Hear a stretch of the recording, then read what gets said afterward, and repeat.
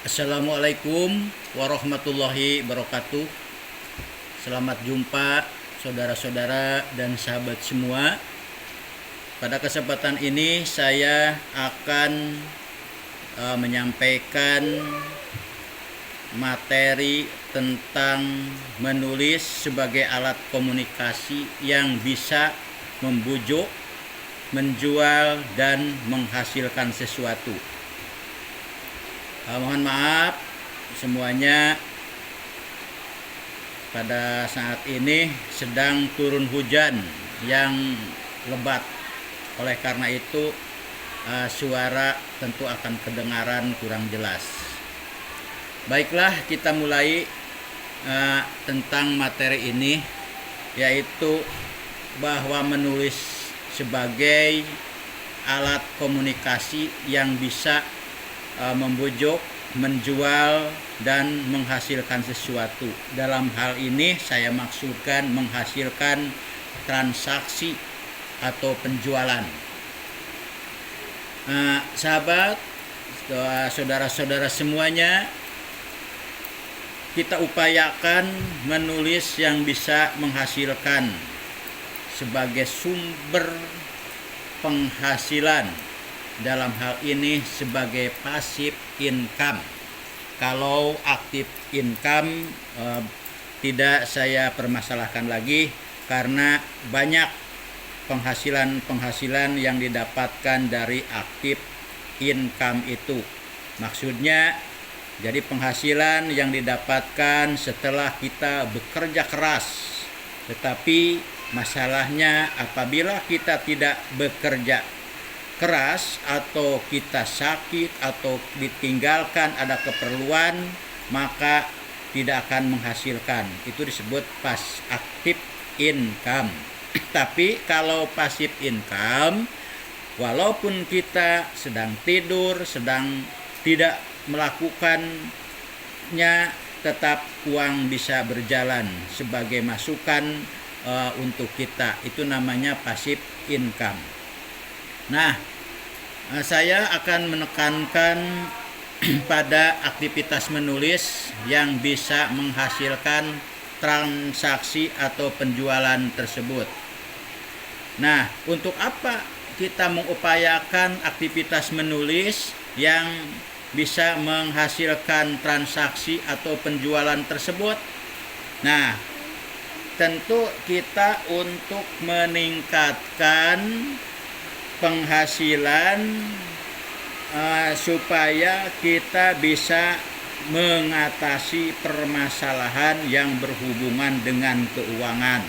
Tentunya di sini nilai-nilai keagamaan, nilai-nilai spiritual juga sangat penting. Tapi apabila sejalan antara nilai-nilai keagamaan, nilai-nilai spiritual dibarengi dengan kemampuan finansial, itu akan lebih baik. Idealnya harus seimbang, selaras antara kemampuan finansial dengan kemampuan spiritual. Memang saya juga belum sampai ke tahap yang sifatnya sesuai dengan yang saya maksudkan. Tapi lebih baik kita mulai sejak kita sebelum masuk ke zona sukses tersebut.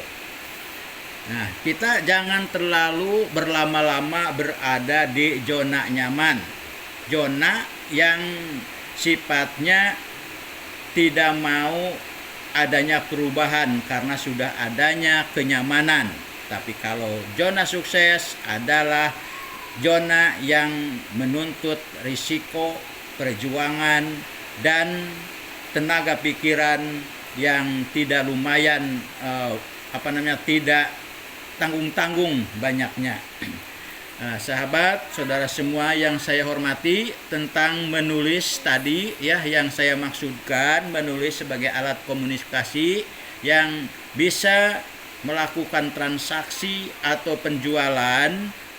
Kita saksikan tulisan-tulisan yang bersifat promosi, terutama promosi soft selling, artinya promosi yang terselubung.